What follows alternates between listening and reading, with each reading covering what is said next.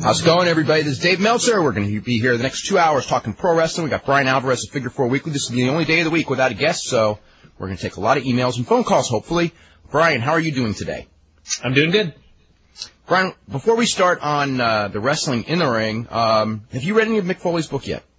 I just got it, and I read the introduction, but that's it. Okay. Yeah, because I'm supposed to get it tomorrow, so I have not read it. I've talked to some people who have. They said a lot of it's really funny. So, yeah, the stuff where he talks about his career, I'm told is better than the other stuff. But anyway, I was wondering if you had started on it or anything like that. Let's see. What about Raw? Raw was a show where, as I was watching it and taking notes on it, I kept writing things down like good match. That was a pretty good segment. But then when the show was over, it was like I looked back and the show was just really missing something. And I'm not sure what it was. Crowd reaction for crowd reaction. That was one of the main things. And a lot of guys not there. I mean, Undertaker did an interview. Hunter wasn't there at all. Kane wasn't there at all. Chris Benoit was there, but he didn't have a match. And actually, one of the things was, I think it was like during the Jericho Regal cage match. That was a really good match. This was like at the top of the hour. I just thought, okay, Regal's wrestled, Jericho's wrestled, Angle and Benoit have done their things. What the hell is left on this show? And Hunter's gone, so kind of went downhill from that point. But I think the one thing on the show was they decided to elevate people, and they decided to elevate two big guys, Rikishi and Bradshaw. And I really have nothing against Bradshaw, but I mean, I've said this a million times. We've talked about it a million times, but when Bradshaw, who is like a foot taller than Kurt Angle, is standing on the ramp, and Kurt Angle is standing on the ramp in a different segment, does Kurt Angle really look that much smaller than Bradshaw? I mean, does it really matter that Bradshaw's a big guy that he has to get a push, or I don't know. It's just like they have all these talented, great guys, and I know people are going to write letters going, they're elevating somebody, and why are you complaining about it? But I just think that there are guys that are a little bit more deserving than Bradshaw. I could be wrong, but that's just the impression that I got. Well, certainly more than Rikishi, and obviously from the crowd reaction. And there's the other example of, look, Rikishi's a little skinnier, but he's still a big fat guy. You know, you're pushing a big fat guy with all these great guys in shape here. But he's a big guy. He's big. I bet he looks impressive in an airport, and I bet he's scary backstage. Whenever business goes down, and this is the pattern, they always go back to the big guys. Business is going down. We're going to be seeing more of them, not less of them. The main event last night with Austin Rikishi was the lowest rated main event except for Christmas and New Year's on a Raw show, except for Christmas and New Year's where the shows where the main event airs at 1 a.m., when they were preempted for tennis or the dog show. In many years, I don't know how many years because I didn't want to look back 3 years ago, week by week, to find out when the last time they did this bad was, but it's many years.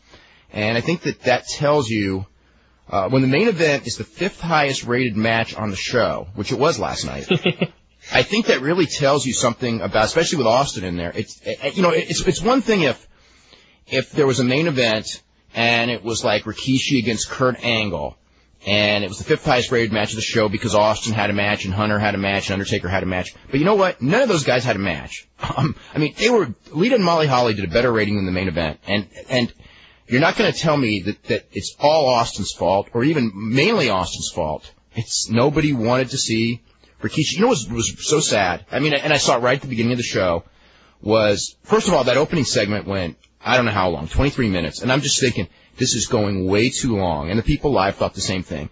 I'm a big fan of Mick Foley, and it was just so sad to see that after, at the beginning they were really, really happy to see him. And then after a couple minutes, you could tell the people just didn't really care. And then when him and Rikishi, they did that thing, they brought back the old music, he went to dance, and all of a sudden it was like, oh my God, Rikishi's dancing to that music.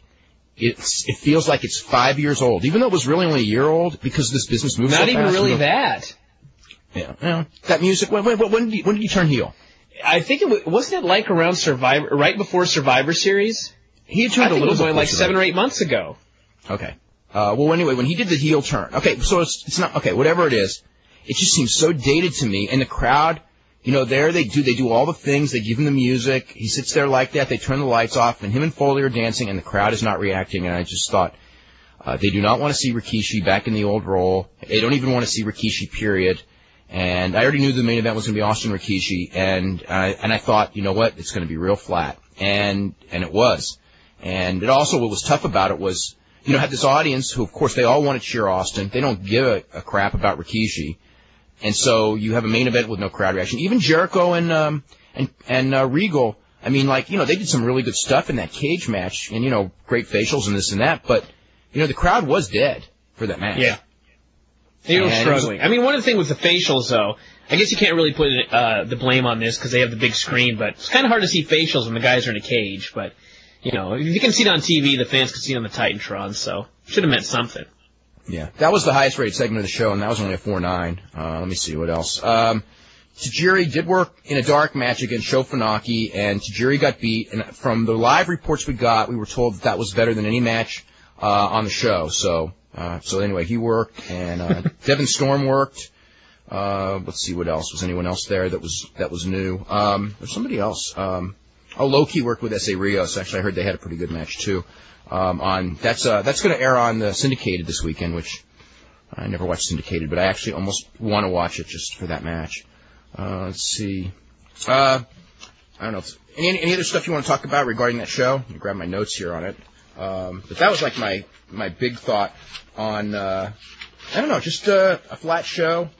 Rating was a 4.6, which is, you know, I mean, what is it? You know, it's like, you know, they're now drawing 4.6 with no Nitro. They're now drawing a lower rating than they were drawing against Nitro.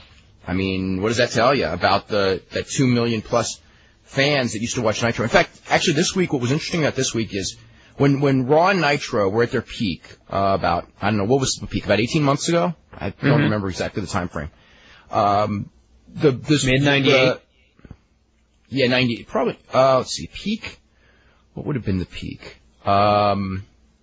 See, before, I think 99 was the peak, actually. Early 99. Because Raw's numbers were really, really high in early 99, and Nitro's were just starting to fall. So I'm guessing early 99. So it's 2 years ago. Okay, 2 years ago at the peak, they were doing 12 million viewers on Monday Night for Wrestling, which is a hell of a number. Last night was the first night, except for Christmas, which really shouldn't count, that they were actually below 6 million. So we're now half of the viewership that wrestling was at its peak. Partially because there's no Nitro, but partially just also because the WWF audience is falling. And see, the way the ratings pattern looked also is that the first hour did not bad at all. It did what a typical first hour would do. It fell apart after the Regal Jericho match. From that point forward, which was that's where it fell apart for me. Yeah, Molly Holly. What's left? Yeah, Molly Holly and Lita. Actually didn't drop that much in the ratings, but it was a drop. And then Dudley's and X Factor was a pretty damn big drop in the ratings. And then that segment where they did the rock stuff, you know, the rock, all that rock publicity. Yeah. That one dropped a lot. Not a lot, but just down to a 4.2. 4.2 at, you know, that 10:45 hour is pretty hideous. And that's the story on why the rating was down. So it wasn't so much that when the show started, people weren't interested. It was that the show, after the Regal match, as it was going they on. started losing interest. Yeah. Heat was up to a 1.7, so that's positive. Maybe it's not positive, I don't know. The thing with I that watched about 5 minutes of that show, and I couldn't bring myself to watch anymore, but I didn't think the 5 minutes was hideous, but the fact that I didn't want to watch anymore says that it was probably a hell of an hour. Well, you know, the one thing on something like that is that, you know, if you're going to do a show 60 minutes on one guy, okay, to draw a rating, there's really about 4 guys in the company you can do, and then you're out of guys, because, you know, you could probably do Big Show next week. And that's one of the guys who you can't do right there. So is he one of the 4? Well, I don't know. He didn't do too bad on that conference call, but I don't know, being asked questions by people in WWF New York. That's going to be a tough one.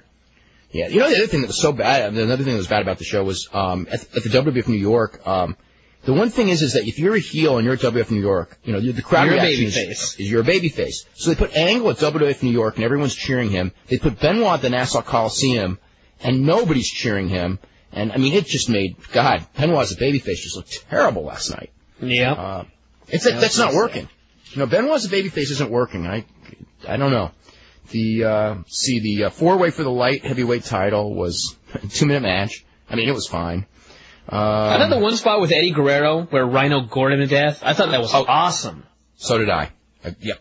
I thought that was totally the best. awesome. The way that, I mean, you couldn't even have better timing. There's just no way. It was perfect. Yep. You're right. That was really good. And I thought Dudley's and X Factor was the best match on the show. Liked the way that thing was. I don't know. That's pretty much the stuff there. UPN is having its affiliates meeting as we speak, as a matter of fact, in Salt Lake City. And one of the things that they're talking about is the future of the XFL. And the decision will be made by the 17th, which will probably be the decision on the future. If they say negative, there probably will be no XFL. And there's actually, some talk that they will keep it because they'll take it out of prime time so that it won't be the lowest rated primetime show in the country. There were some station managers that were there that were liking it. There were some that didn't. And were quite uninformed. Yeah. Well, the ones that, on both sides, they were quite uninformed. I mean, I thought what was great is, the XFL gives UPN a chance to attract companies trying to reach the men 18 to 34, a free-spending, hard-to-reach demographic. The only problem is that it doesn't reach that demographic very well. I mean, in theory, if it did, but it didn't. Yep.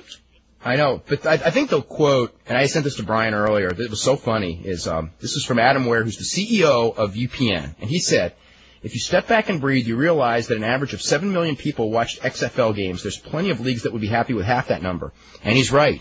There's plenty of leagues that would be thrilled with half that number. One of them is the XFL. I mean, SmackDown. Really says something when you're the head of the network and you can't even figure out your own ratings. What does that say? SmackDown, which is the highest rated show on UPN, does about 7 million viewers, or was doing 7 million viewers up through the end of January. Now it's probably just below. But anyway, the average number of viewers for the UPN games was about 1.66 million, and by the end of the season they were under 1 million. So, I mean, there may be leagues happy with half of that, and there even would be leagues happy with 1/7 of that, which is what the XFL actually got. It was a little under 1/7 of what he said. But when you've got the CEO of the network quoting a number that is so, it's so ridiculous. What the hell is this? I don't know. I mean, I used to think, Vince was bad when he's making up numbers. You know what I mean? I mean, all of a sudden, I don't know about that.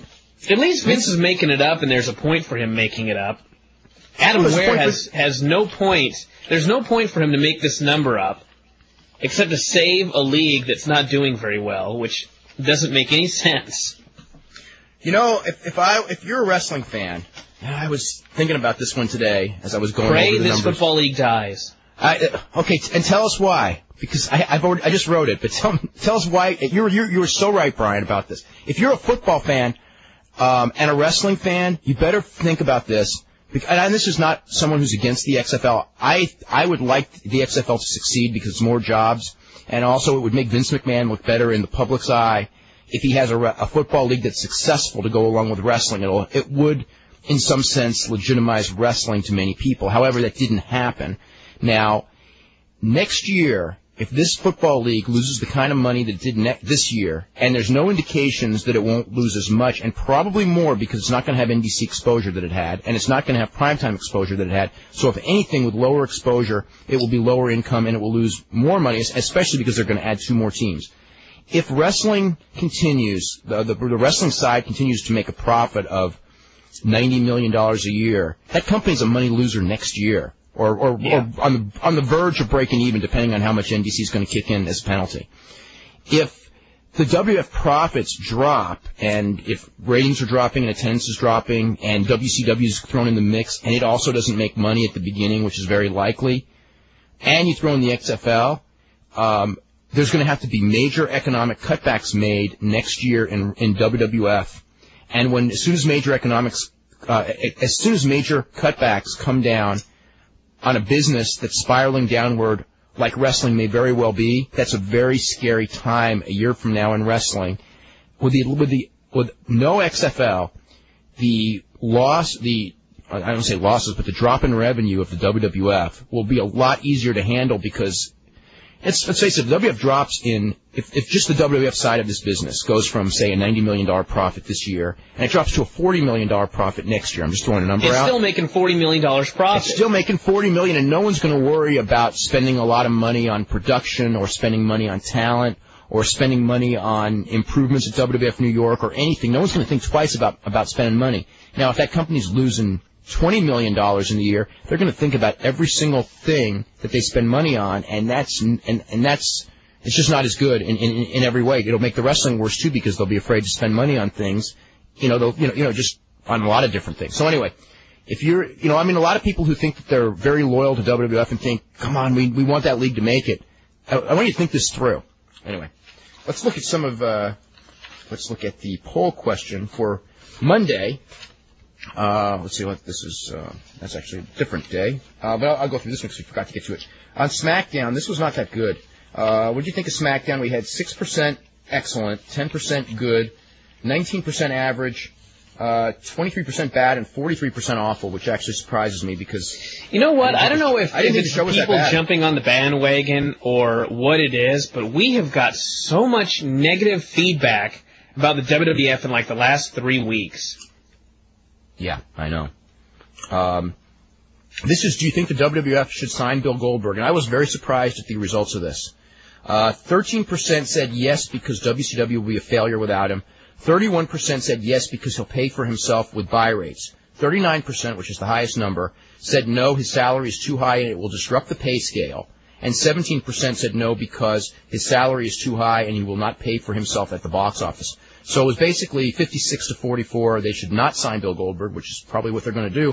But I was surprised by those results because I'm pretty sure you disagree with that, don't you? Based on just I really think they should bring him in.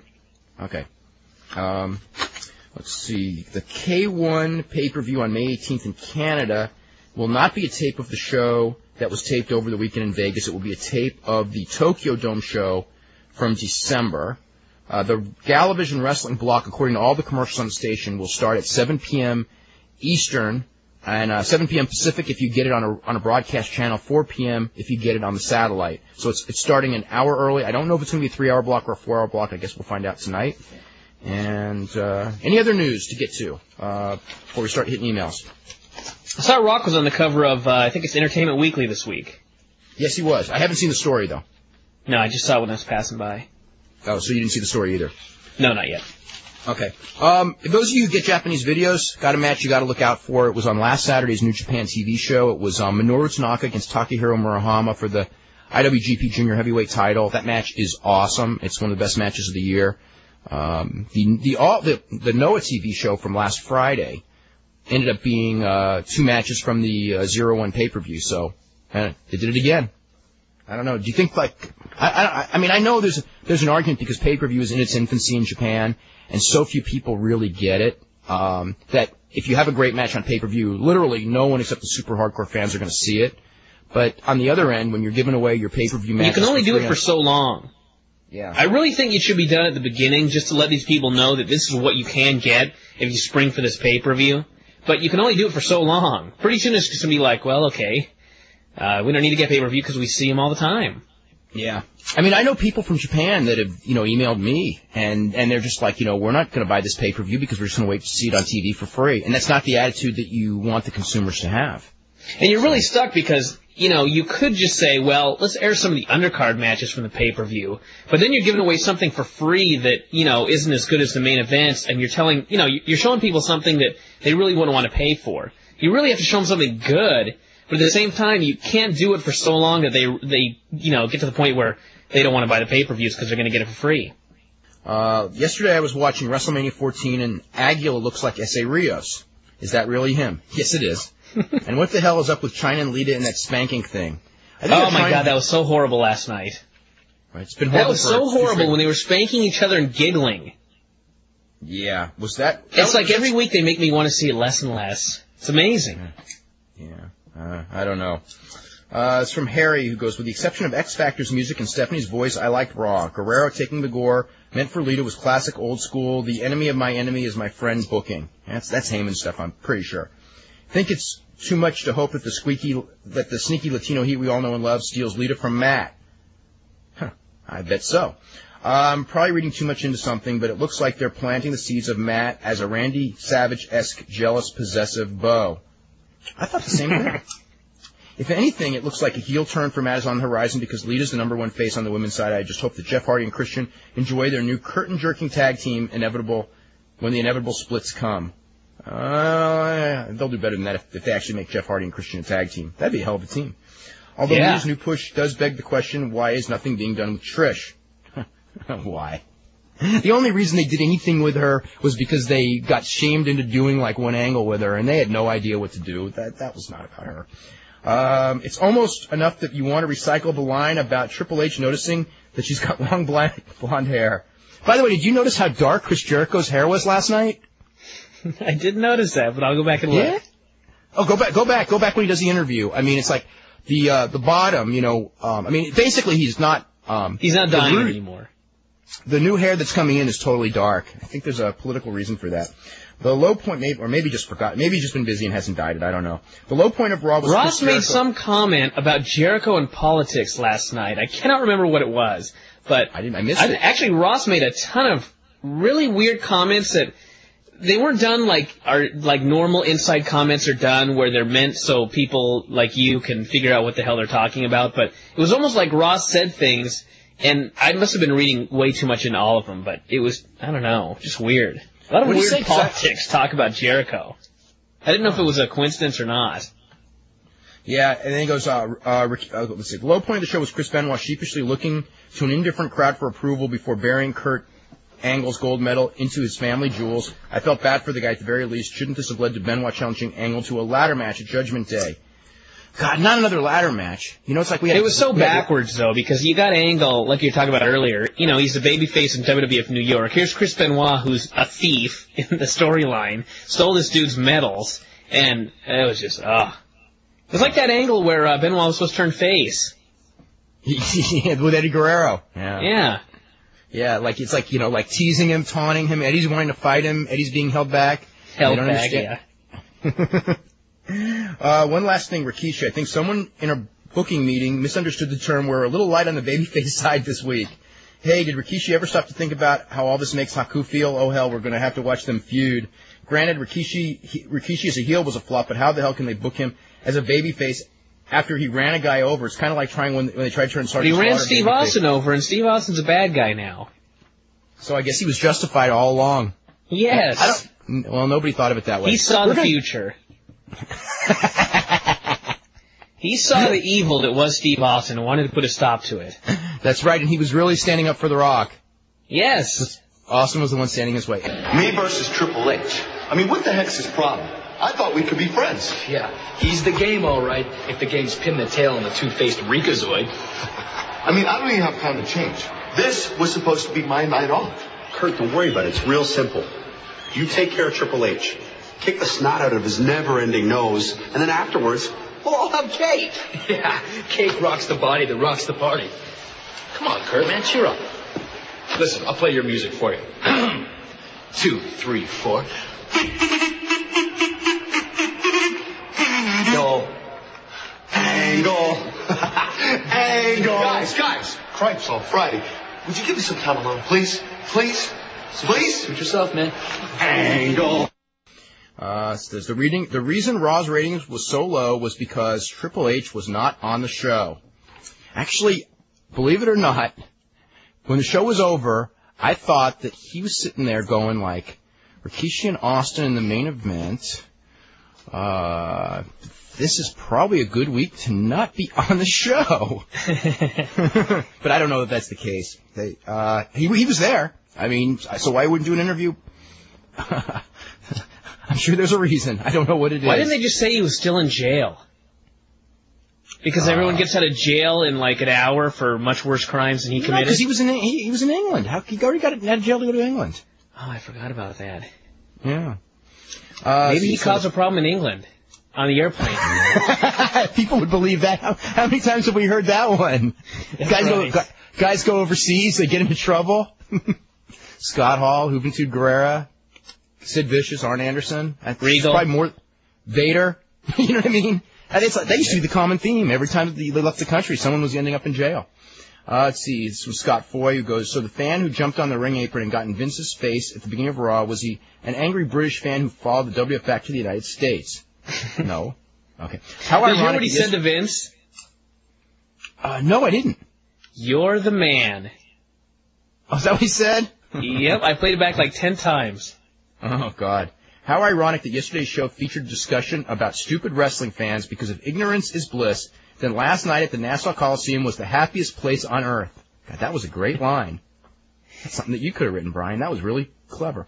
If the fan that tried to crash the ring and that idiot in the front row next to Foley who kept mugging for the camera like a moron were bad enough, there were also those two embarrassing signs that got on camera and will be forever etched in my mind. The first was the hockey fan holding up the Go Islanders sign, which was misspelled, by the way, during the opening segment, Islanders without an L. That was very impressive. And then when the Hardys came out and the camera gave us a close-up of the flying Hardy Boys, flying was spelled F-L-I-G-H-I-N-G. Anyway, he goes, how I weep for the American educational system. You know what? I used to notice this when Raw and Nitro were on, was that the spelling of the signs on Nitro was hideous, whereas Raw, it was never quite as bad. So maybe what's happened is that the good spellers are the ones that have stopped watching wrestling, and actually the WCW audience is still around. I don't know. That could be. I don't know. Maybe it was just because that was during the hot period and there were more casual fans and more mainstream fans that were unable to write. Why would they be more? Why would casual fans be necessarily? Well, just because there was a larger audience, you would have just more people that would not be able to write in a larger audience. You know what I mean?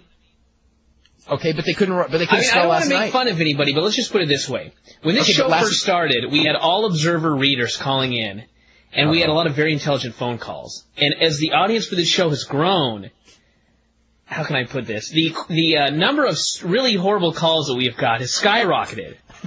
Not meaning to put anybody on the spot here. And the same with feedback on the website. When the website was in its infancy, we had a lot of really good letters, and as more people are visiting this website, we get a lot more horrible feedback. Okay. Which do you think is worse, a Triple H versus Kane feud or a Triple H versus Rikishi feud? Yeah, that's the one thing, because Triple H did set himself up for a feud with Rikishi, so how smart could he really be? He just beats him once, it's over. Oh, okay. Didn't Stephanie get stink-faced once before, leading to a feud with Hunter? I don't remember. I remember, like, Trish and Terry Runnels getting stink-faced. She might have. I think maybe she did. Anyway, someone will let us know. Let's see. On Friday's show, you were discussing how Bret Hart came up with a sharpshooter as his finishing maneuver. I don't know if this is 100% accurate, but... Wait a second. We didn't say that. What? That Bret Hart came up with it? No, how he did. We were talking about the sharpshooter, the origins and everything. We were. Because I said, Mas Saito invented it, Ricky Choshu popularized it, Buddy Rose saw it in Japan, Sting sold it. I thought this guy was saying that we were talking about how Bret invented it. No. Anyway, there's a quote in the and I remember the story. Conan was the one who showed Bret Hart because Conan was working in Calgary, and this was at the time when Bret Hart, did the turn and needed a new finishing hold because he wasn't doing the tag team anymore.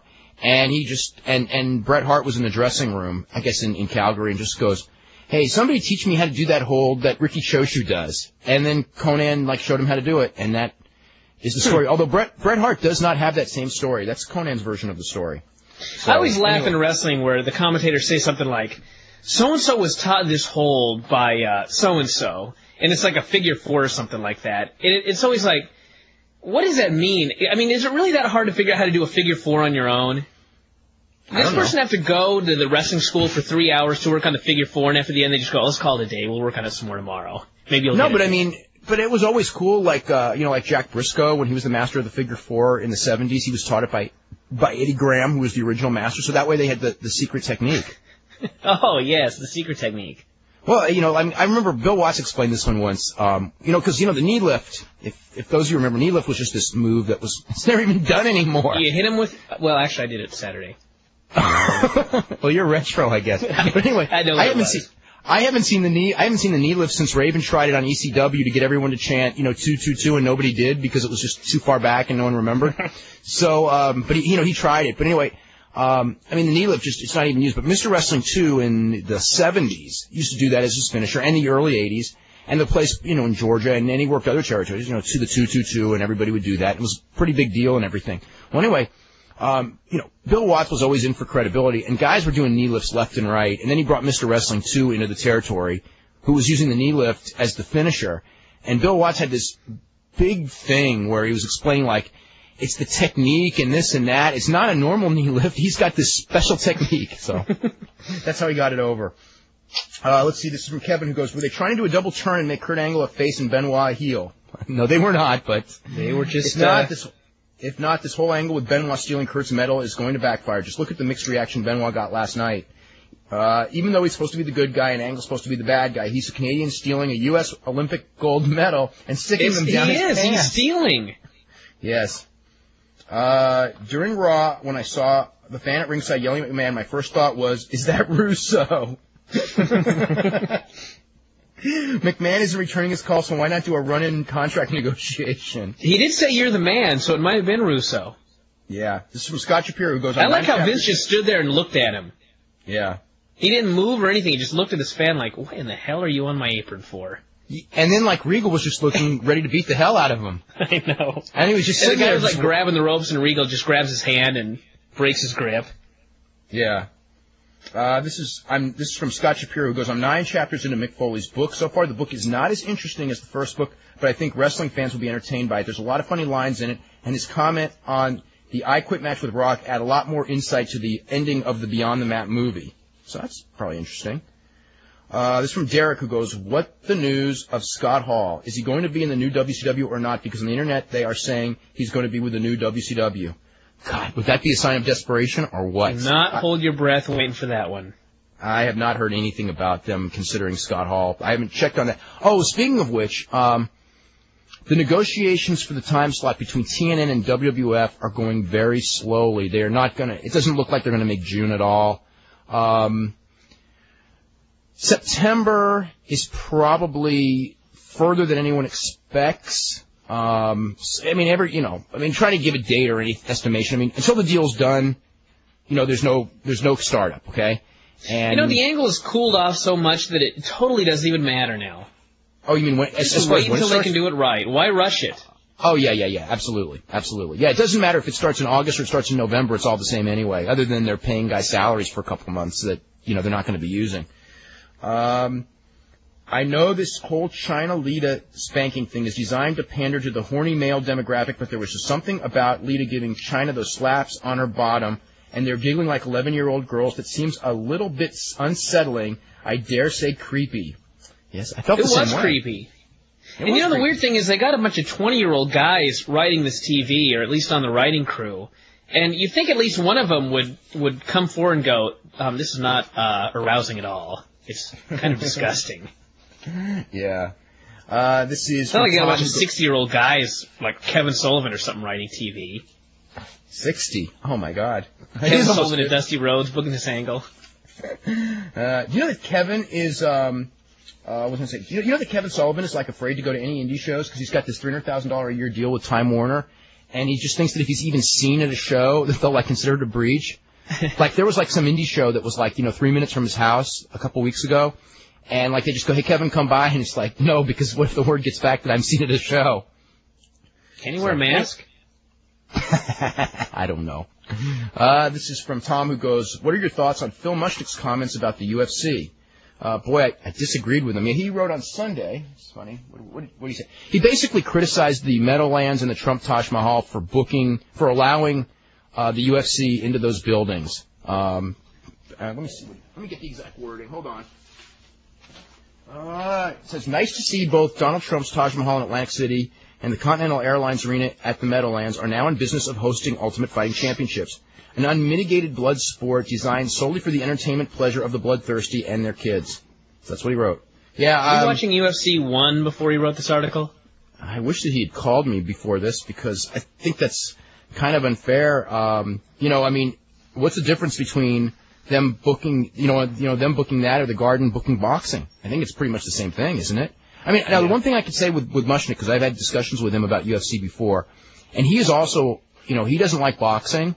So I never could get him for being a hypocrite, because most of the people who criticize UFC are boxing people, so they're total hypocrites. But with Mushnick, it's just a disagreement. I can't call him a hypocrite. Nevertheless, as far as, getting on the buildings for booking this stuff, I mean, it's any building that, what, is he going to get on buildings for booking boxing or pro wrestling? I mean, actually, he would for pro wrestling, but I don't know. I totally disagree.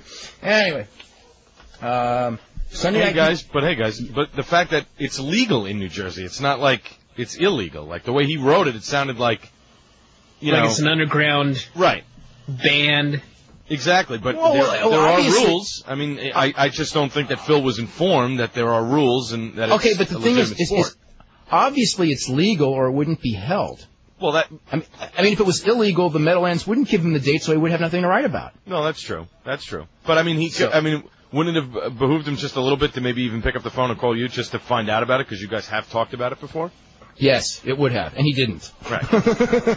So he's wrong, and he shouldn't have written that without at least researching it a little bit. And the other thing is, as far as the kids and everything, it's like, I wasn't at the last show at the Taj, but I was at the show before that. There was not that many little kids there, like none, except for like maybe some Sons of Fighters, right? Right. I mean, I think, for the most part, because Eddie had asked me this question earlier today, I think the average age of the couple of kids that were there, 13, 14, maybe. I mean, if that, maybe a little bit older. So, I mean, you can walk into a casino at 14 or 15. You just can't go onto the casino gaming floor.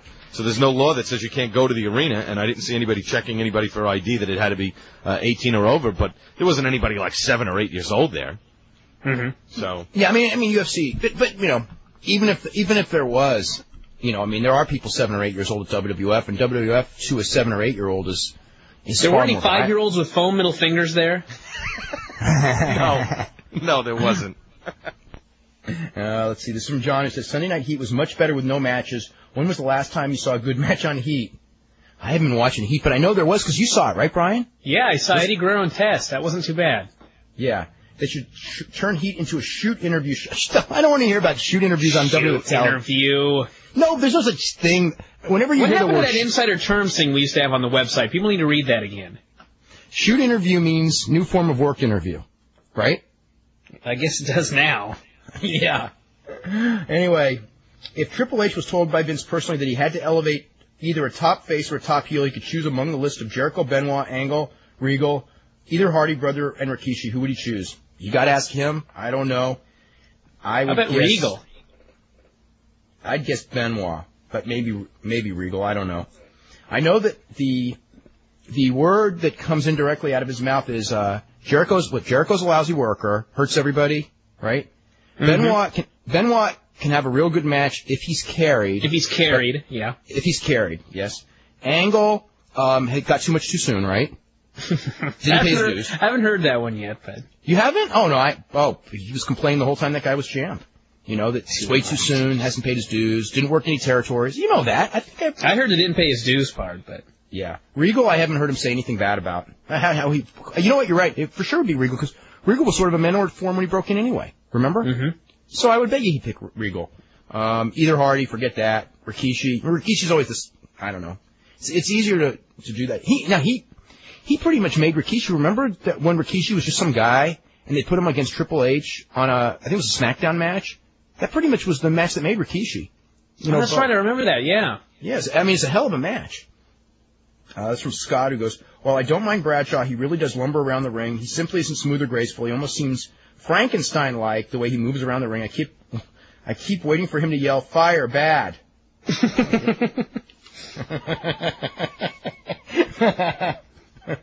Oh no. This is from the promotion we could create with some of these ideas. Yes, this is from Paul from Virginia, who goes, "I remember on Friday that you were talking about the Iron Sheik and how you have never seen any evidence of him ever being in the Olympic Games. Not to bust on other sites," which of course means he's about to do that. "But I saw an interview." No. Perhaps you should inform OneWrestling.com about this. On their AskOneWrestling.com. We should do like Ask the Couch. How's that? So that way, we don't have to take credit when we do smart-ass answers on the website.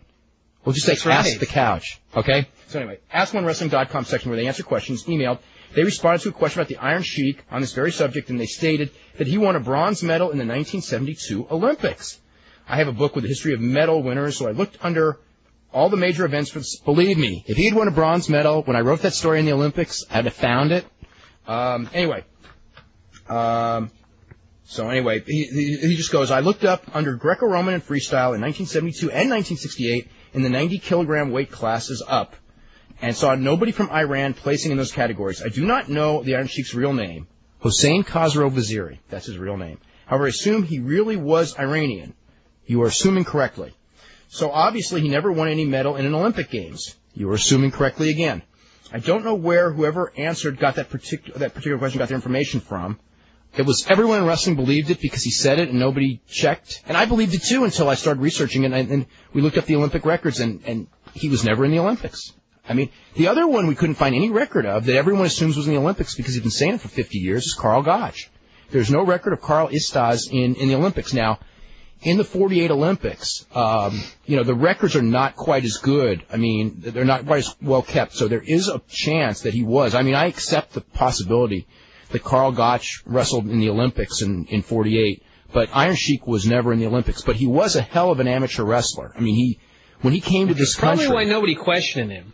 Yeah. Because when he came to this country, I mean, he competed at a very high level and he won the national, I think it was AAU championships at 181 in the early 70s. So, yeah, that's probably why. You know, a guy comes in here, whips on everybody, says he was in the Olympics, and, you know, he was probably good enough to be in the Olympics or close to it. So, you know, that's probably why he was able to get away with it. Listen, boys, I realize you don't like me, okay? That's beside the point. But I have a plan for tonight, okay? And I just want you to hear me out. It has everything to do with mathematics. Listen to this. H cubed plus I cubed is greater than D cubed. You understand? What the hell are you talking about? Here, let me explain. Triple H, your 3 H's plus my 3 I's can easily overcome the 3 D's of the Dudleys. Understand that? Do you want me to go a little slower, maybe? No, you know where I'd like you to go, Kurt? I'd like you to go to hell. Now, why don't you get out of here? Wow, you're not showing much team spirit, are you?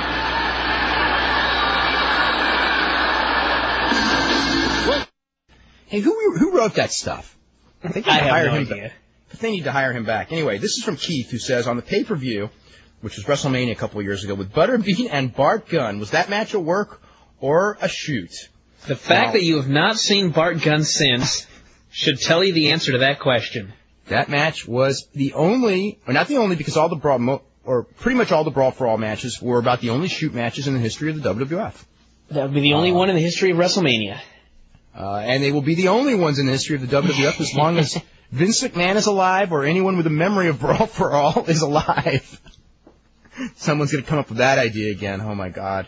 Actually, you know what? Of all the stupid ideas, you know how people just copy, we talk about independent promotions, they copy ideas that are really dumb, you know, copy like angles that failed miserably, so then they do them because they think like, you know, because they were on TV. You notice that none of them actually did copy the Brawl for All? I think they were probably too scared. You know what I've seen them copy, though, is those stupid fake boxing matches. Boxers, you know, and it ends with a body slam or something. Yeah. I see those matches and I go, I wish you guys would just copy Brawl for All. No, I wish they wouldn't because guys get hurt. When you get guys that don't know how to box, and they're big guys and they're all roided up and they're out there boxing, they can tear muscles real easy. I mean, we heard how many torn hamstrings and, you know, Savio Vega's neck and, you know what I mean? Like, guys got hurt. Mark Canterbury never wrestled again, did he? Or did he do a comeback? I don't remember, but he got hurt real bad. I don't think he did. Yeah, I think that might have been it for him. Who else was never, you know, Steve Williams was gone for months. It basically killed him forever in the WWF. Killed Bart Gunn forever in the WWF, and he won the damn thing. You know? You know what's so funny is that Bart Gunn, destroyed Bradshaw. And to this day, if you ask people, you know, who's tougher, Bart Gunn or Bradshaw, you know, they'll all say Bradshaw. He's bigger. But I mean, he got plowed in, 54 seconds or something? Yeah. I think he tore his hamstring, too. I know Godfather tore his hamstring. Everyone did. Anyway, this is from Larry, who says, I am a wrestling fan and a Raiders fan, but I refuse to watch the XFL and won't watch the WWF. I'm holding out for the return of WCW. Keep holding, buddy. I know. Anyway, I have a comment on your Ray Stevens tribute. Try to get Pat Patterson on. Hey, listen, I'd love to get Pat Patterson on, but we've got to be realistic. It ain't happening. Let's see. What do you think they're going to do now for Jericho and Regal as far as the next pay-per-view? I don't know. I think that feud's over. That's pretty much the way Ross was talking about it last night. Yes, and Heyman even more. Heyman was really pushing that whoever wins this wins the feud. And they also kind of pushed to me the Dudley's X Factor thing might be over as well. Because remember they were talking about this is the match to decide the feud? So I think they're going in other directions with those guys. Now, they may be doing Benoit and Jericho against Edge and Christian at some point. Because you notice, remember when they did that thing? That would be a hell of a match.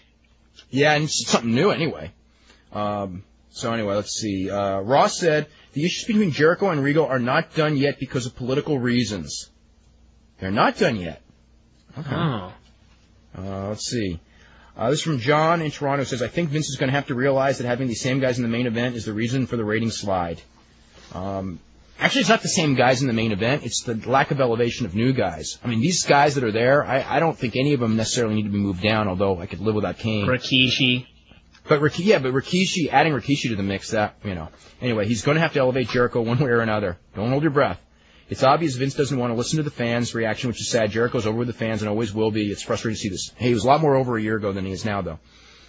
Let's see. Who has a brighter future, Brock Lesnar or Prototype? God, it's way too early to speculate. But I would say the one who will get the best chance and the best push initially, and he may fail, but will get the best chance would be Brock Lesnar because he's the bigger guy of the two. Let's go to Chris. We're going to start with you. What's going on? Hi, how's it going? It's going really good. I was at the show last night at Raw, and I was Did you jump up on the apron? No.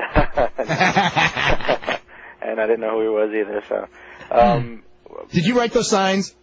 No, I didn't write any signs. I saw some of the signs. I wanted to snatch them away before they got into the building. Though, just made everybody. When fans want to confiscate signs, that's bad. I did. I said that to my friend. I was like, the WWF. They confiscated all those signs, people booing Rock and everything. Mm-hmm. They should confiscate every sign. I just say that's grammatically incorrect. Exactly because right now sponsors have a low opinion of our product. No, this is just I'm being half serious. Only half. I agree. They should have a sign at the door and just go, do not, because this is the World Wrestling Federation. We spend millions and millions of dollars to entertain you every week. Do not embarrass us. So therefore, right at the door when you walk in, do not embarrass us. Do not make us look stupid. Do not make it look like our fans are morons. Therefore, show us your sign, and if it's grammatically incorrect, we are going to confiscate it for that very reason. Yeah. How about in the program they have a list of commonly used words on the signs that the fans can use to write their signs? So they spell the words Sucks, right?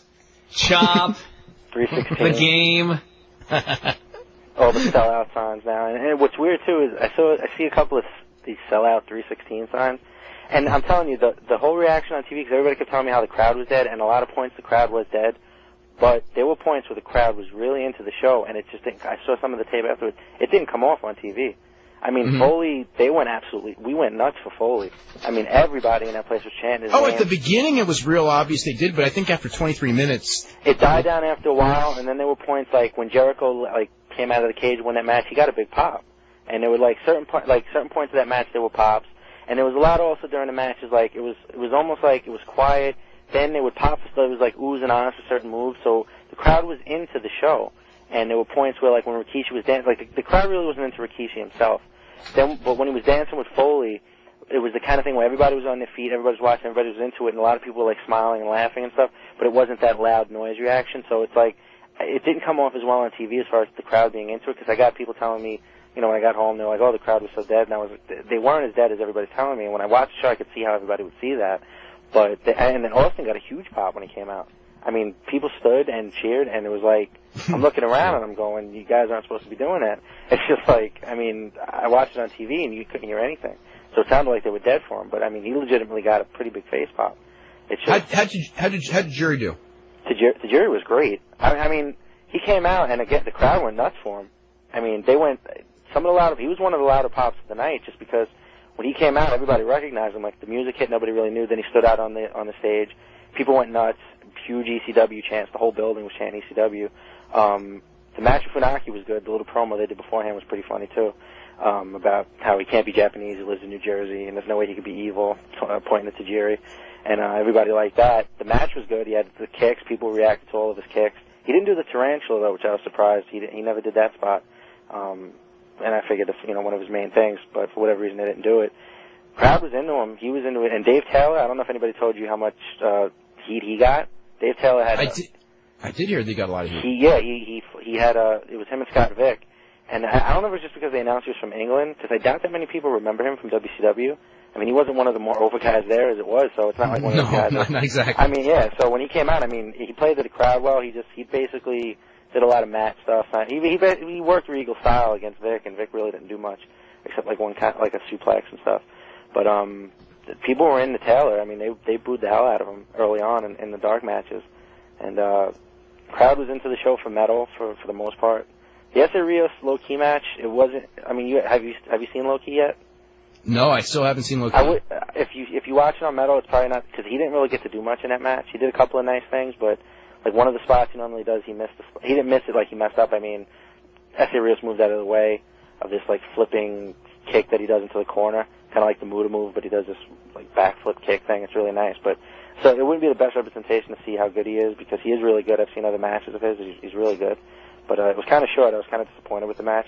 But Essa Rios was playing more of a charismatic kind of character. Like he kept swiveling his hips, like he was this Latino lover kind of thing, like a like a Latin lover kind of gimmick, actually, kind of that thing, and took off the pants and sort of was doing that gimmick. So, I mean, the crowd was a lot more into the show than all the reports I've been seeing. But I can understand how people that saw it on TV would take it that way. But I mean, they were into a lot of stuff. And then after the show, Foley was great. I don't know if you heard any of the after the Raw reports when the show went off the air.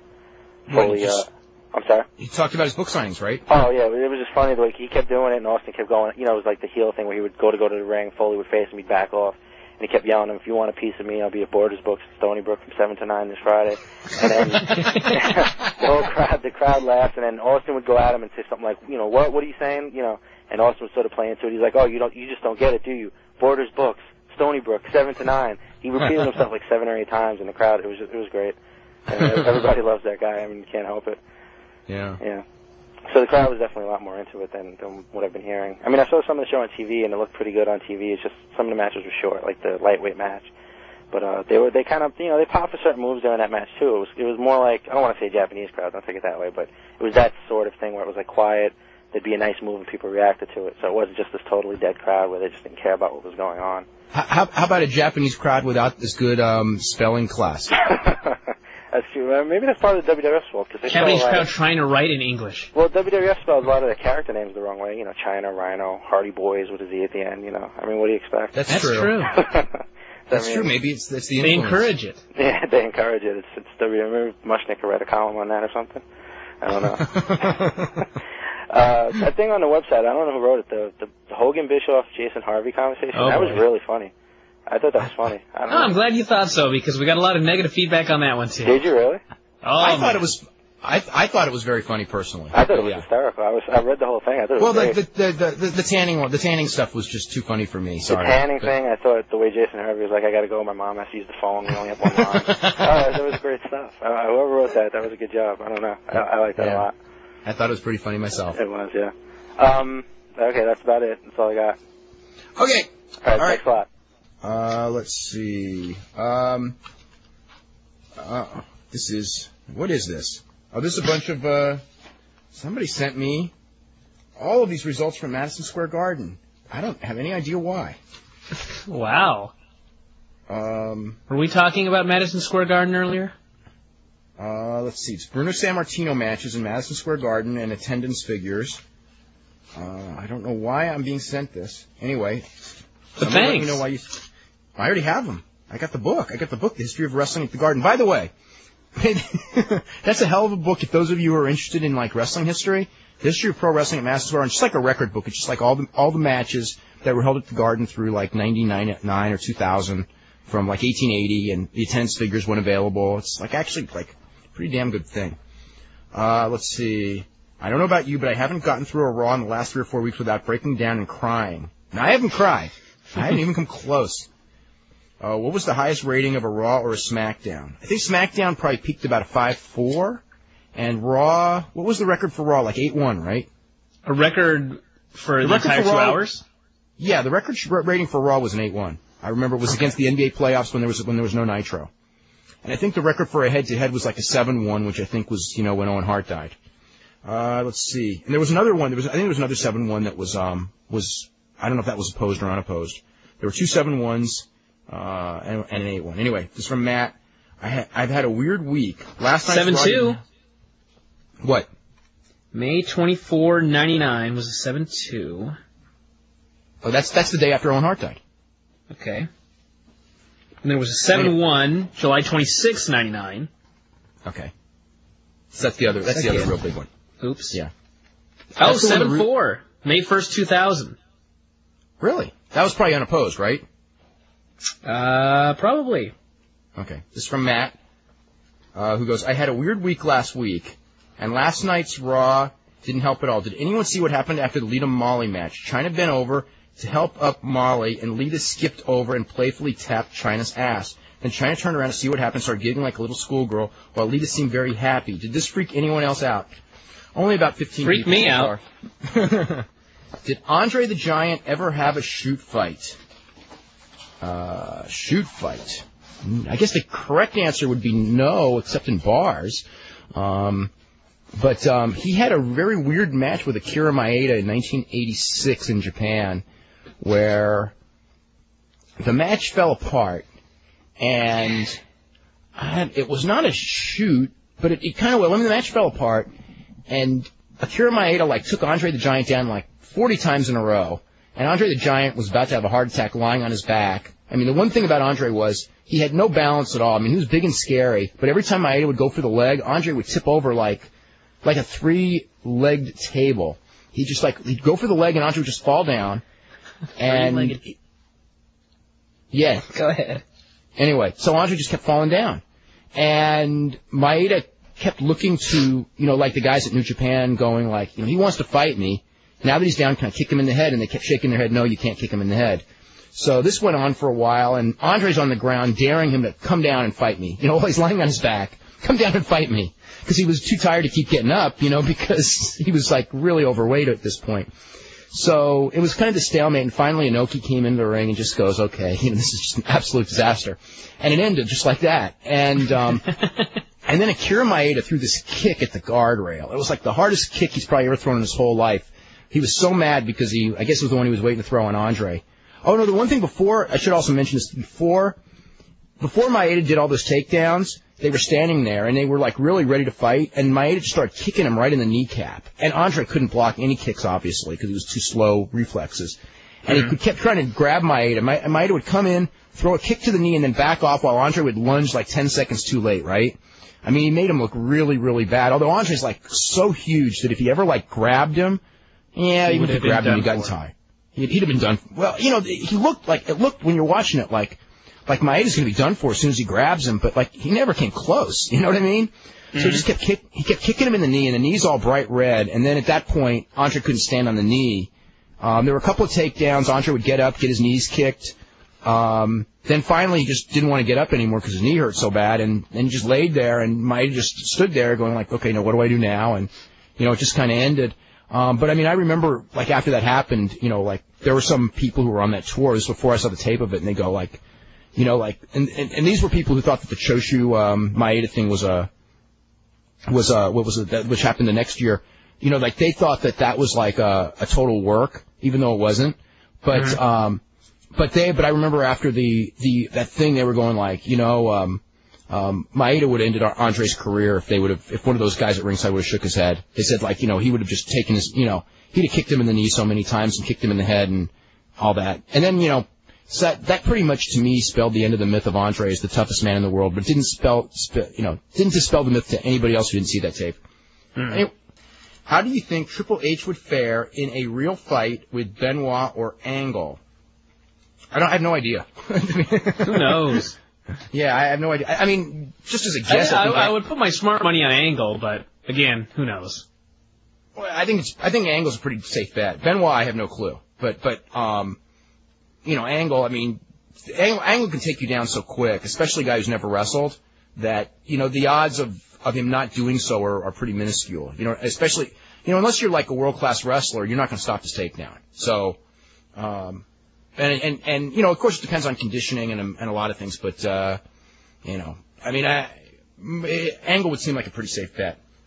This is from Josh, who goes, here's a funny sign we saw at King of the Ring last year. If you smell, spelled S-M-E-E-L, Smeal, like something. If you smell what The Rock is cooing, cooking is spelled C-O-O-I-N. Yeah, I think that they should definitely have that sign like at the front of every building when they have a TV taping. Please, we are losing sponsors very quickly because they think they've read that Gallup poll, and we have got to change our image. You know that Brian, that they're doing like a big thing. I think it's tomorrow. The big advertising thing at WF New York, where they're trying to sell upfront ads for SmackDown and Manhunt, and not the XFL, by the way. It's going to be an interesting day. It is going to be interesting, but one of the things that they're doing is they're going to have a presentation to explain that the image that people have, like this is for advertisers, the image that you have of our fan base, maybe not being as intelligent as you are, is in fact false. So one of the reasons I think they need to, like, when they show clips of all those fans having fun, I bet you that they do not show any of those signs in that presentation tomorrow. You think so? I got that feeling. Let's go to Alan. Alan, what's going on? Hey, how you guys doing again? Doing great. All right. I have a question. With Rikishi turning good again, what is that going to leave? You think Haku? Do you think they maybe might feud with each other? Maybe Haku will join with McMahon, or? Oh God, I think that Haku's just Haku and McMahon. Yeah. I tell you the truth, I don't really care for Haku. I never thought he was that great to begin with, but. Those would be some compelling 20-minute opening segments. Haku, go pull this guy's eye out. No one will get it. How'd you like that last night where Vince is coming down the aisle with Regal, all dressed up in his suit, looking like he's going to go kill somebody? I thought that was great. Yeah, it was pretty funny. Do you remember, I was just reading on the news board, you probably remember him, Dave, the manager in Florida, Sir Oliver Humperdinck? Oh, yeah, of course. I was reading on, yeah, he had heart surgery about a week or 10 days ago. Yeah, they're having a benefit for him or some type of thing for him in Florida, Key West. Did you hear about that? Yeah, in Key West on the 16th, I think it is. Yeah. Yeah. Some guys like Bam Bam Bigelow and Hugh Morris and some other guys are going to be there. Yeah, the guys who live in the area and some of his friends are going to be there. Yeah. Mm-hmm. Now, what's going on with Eddie Guerrero? Are they planning on turning? You think they're going to turn him face again, or? I figure that they're doing something where he's going to try to steal Lita from Matt. Oh, I see. But you think he's going to stay face, or you think he's? I think that kind of would make him a heel. He can't be a heel and steal Lita because she's a babyface. Yeah, but he seems weird. No, but it's like that Kurt Angle thing. Kurt Angle. I don't know. Well, if he actually gets her, he'll have to be babyface, and Matt will have to turn heel. Mm-hmm. Oh, that's true. That's possible. I think Matt's taking on Eddie Guerrero at the pay-per-view. Okay, but no, seriously now. If Lita goes with him, then she's an idiot because I saw on TV he was sleeping with 2 prostitutes. Or no, he was not. He was in a shower with. He was in a shower, and it was on TV. I mean, this is not like it's some hidden thing that's a rumor. I mean, we saw it. And, he was engaged to China while this is going on. So this is not, plus, you know what? Plus he's also married and has kids himself. So therefore, I don't know about this thing with Lita. I think Lita needs, Lita dumped Malenko, and Malenko doesn't have anywhere near that kind of, well, if you do it that way, then you have to look that both Matt and Lita have said in public that they are not together, yet they're together on TV. That's true, too. True. I knew. Did you know Lita was I'm from Florida. Lita's from Florida. No, I didn't know that. Yeah, I read that she's from Fort Lauderdale or something. She went to high school down where I'm from. I didn't know that. Kind of like where Gangrel. He's from down here too. Yeah, well, I knew he was. Yeah, him and Tom Nash both started out together in South Florida. Do you go, Dave? Do you go to independent shows that much, or like in California? Not a ton. But I go every now and then. Because I haven't been for a while, but there's a show down here that we have this Saturday. I don't know if you heard of them. There's a group called FOW, Future Wrestling. Oh, yeah, of course. I heard of them. They're having a show with Jerry Lawler on the show. Oh, yeah, I've heard about that because he's been publicizing it. It's the show he says that, he claims that the guys who are on the show have all been told that if they work the show that they'll never ever get to the WWF or something. Yeah, I've never been to any of their shows. I know one of the guys that runs the group. I don't know. I just never bothered to go, but it might be interesting to go. I think they're going to have Bill Alfonso on their show, and they do sometimes bring in wrestlers, some name talent, but do you think running an independent promotion doesn't mean you're going to draw a great crowd just having some old-time name, or, a name talent from the past? It doesn't work around here. It depends on how well you promote it. It really depends. True. All right, that's all I have to talk about for today. Keep up the good work, guys. Okay, thanks. Let's go to James in Kentucky. James, what's up? Hey, how y'all doing? Hey. Dynamite Dave. Yes. James, how come I don't have a nickname yet? I'm thinking of one for you. Okay. I'll get back with you on that. I just want to say that I watched Raw last night, and other Raws I watched, I'm a fan of longer matches. Well, you're not going to be happy a lot. I know. But 7-8 minutes match, okay too. Well, we got Austin's match went 7 minutes. Yeah, that was the and only plus one. Jericho and them. And Oh yeah, Jericho. That's right. They went like 10 minutes. Yeah. Yeah. Yeah. And that was my two favorite matches. And that I think if they kept the wrestlers in there for that light heavyweight title match, like another 7 minutes or so, that would have been a great match. It went I don't think that particular crowd would have gone for that. Yeah. It's like I blinked and it was over. That happens a lot. Yeah, and I would like to say that if the WWF would quit, who cares about what every once in a while? Every once in a while, what goes on in the back? People's interested, but the Dynasty, Dallas, Notch Landing era is over, and people's just not interested. Like me, I got old tapes. If I want to watch a Dynasty in Dallas, people. I think Dave has those old tapes too. What now? Do you have those old Dallas tapes, Dave? Yeah. No, I have none of them. J.R. Ewing? Yeah. Yeah, I don't remember J.R. Ewing. Are you talking about the soap opera, the WWF? Is that what you're comparing it to? Yes. Soap opera. Okay. See, I'm watched when you were a kid. I'm a fan of With the your grandma. 80s also, when they just had matches.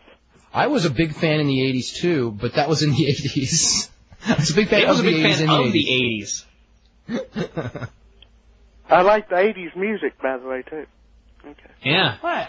I don't mind it, but I don't want to be like re-releasing it either. Okay, Dave, what you were saying that they was going to put Benoit and Jericho against the Christian and Edge? Yes. Mm-hmm. You think pretty soon? I believe that'll happen at tonight's taping or whenever it is of SmackDown. I wouldn't be surprised. Yeah. Yeah, and I think a good match coming up for the next pay-per-view, Benoit versus Kurt Angle in a ladder match with the medals We've had on. so many we've had so many ladder matches. We had Benoit and Jericho in a ladder match this year. Then we had the tables, ladders, and chairs at WrestleMania. It's like, it's going to be like the cage where you do it so much that you've killed it. Uh-huh. Yeah. So I really think I really just don't want to see. I don't think those guys could. I don't know if I want to say that. I don't think they could have a good ladder match together. But just looking at those two, you don't think. Well, I guess Benoit maybe, but not Angle. You just don't think ladder match. What's Angle going to do in a ladder match? Well, he'll try to do anything he can to get them medals back. You know what I mean? I guess so. Yeah, they got to do something with those medals. Yeah. Maybe medals on a pole. How about the winner? The winner is the guy who tears off the loser's pants. Oh. I don't want to see that either. Yes. Yeah, Dave. I just wanted to tell you when how they do much that one, of then we know they're really in trouble. I'm a dedicated wrestling fan. Uh-huh. You know how long I've been on the phone waiting to get on the air? I've been on here a whole hour. Wow. That's how dedicated I am. Cool. And tomorrow, Bobby Heenan's going to be on, right? Yes, he is. That's right. And it's not like one-time thing. I could call back in tomorrow and talk to Bobby. You can call to talk to Bobby Heenan. Yes, you can. In fact, I encourage you to do so. Okay. And also, I would like to say that would be deemed the meeting of the minds. What did you say? Was that? I missed that. The meeting of the minds. Okay. Yeah. All right. We got to run to a break right now. Thank you. This is from Gary. He says, WWF should forget about starting up WCW. WWF sucks right now, and their staff should not be any more overworked. They need to get WWF back on track. No one's going to watch WCW at 11 p.m. because nobody cared about that company in prime time. The WWF will lose money on WCW, and it will be another McMahon failure by the end of the year. WWF should cut their losses early with WCW and end the company before they even started. All the WCW wrestlers under contract are B-level guys or worse, and they should be content working indies. Actually, to me, this is not going to be the same WCW. No, and the other thing is about it is that I think that correctly done, a WWF versus WCW feud done right will revitalize the business. Now, if WCW dies, it could be the death knell of the business, or not, I don't say death knell, that's too strong, but it could be a real. It could be WCW dies and they do XFL a second season. That could be a death knell right there. Yeah. This is from John in Kelowna, BC, who says, in a recent article of our city's newspaper, a columnist spent an entire page ragging on wrestling. Here are some of his quotes. It's not the blatant sex nor sexism that's the problem. It's not even the violence per se. It's that the cable and pay wrestling phenomenon is part of the reason kids take guns to school and shoot other kids. I'd like to see that in context, because I don't really like that quote at all. I mean, it's like... So, Goldberg has a nasty scar on his forehead that was acquired when Scott Hall smashed his head into some metal stairs. It being his head, Goldberg was not seriously injured. Well, that's just meant for comedy. Football fans aren't like wrestling fans. Football fans aren't anything like wrestling fans. Football fans have a brain. Oh, God, yeah. That is pretty insulting. I take that one real insulting. Anyway, ladies, when you see your husband lying on the couch this fall with a real football game on the tube, you can say to yourself, I always knew that I married a real intellectual, relatively speaking. I intend to write back to this guy, but I want to do it in a civilized manner. Do you and Brian have any ideas which arguments I can use? You cannot use any arguments because this guy is way so far gone that he has no idea. Yeah, don't even bother.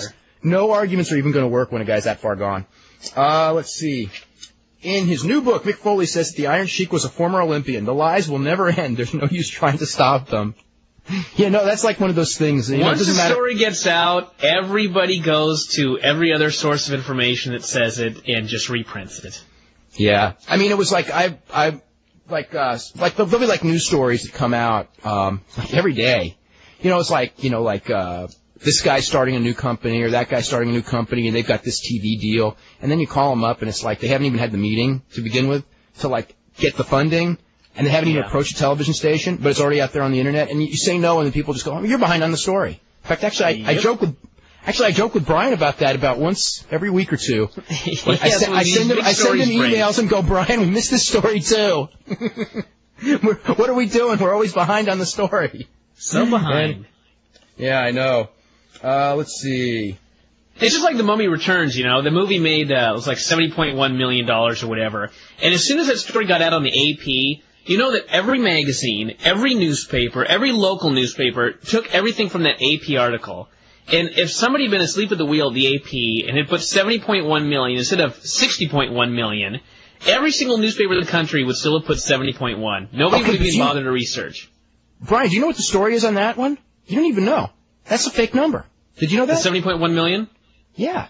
That number was done, that 70.1 million number was done on Sunday morning. It already came out. I just got the article was Sunday morning, and I was going, how do they have Sunday's box office figures on Sunday morning? How can they have Sunday's box office on Sunday morning? It was the estimate of what they expected on Sunday. It was only an estimated number. That wasn't even a real number. Uh-huh.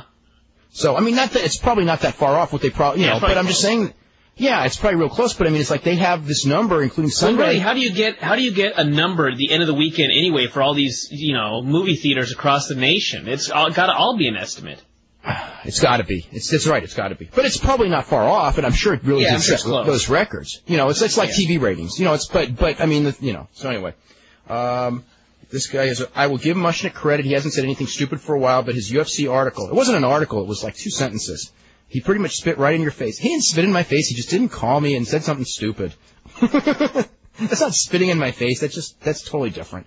You're one of the few writers out there that give the sport a good name, and then this jackass in a big publication like the Post goes off on a subject he knows nothing about and gives MMA a bad name.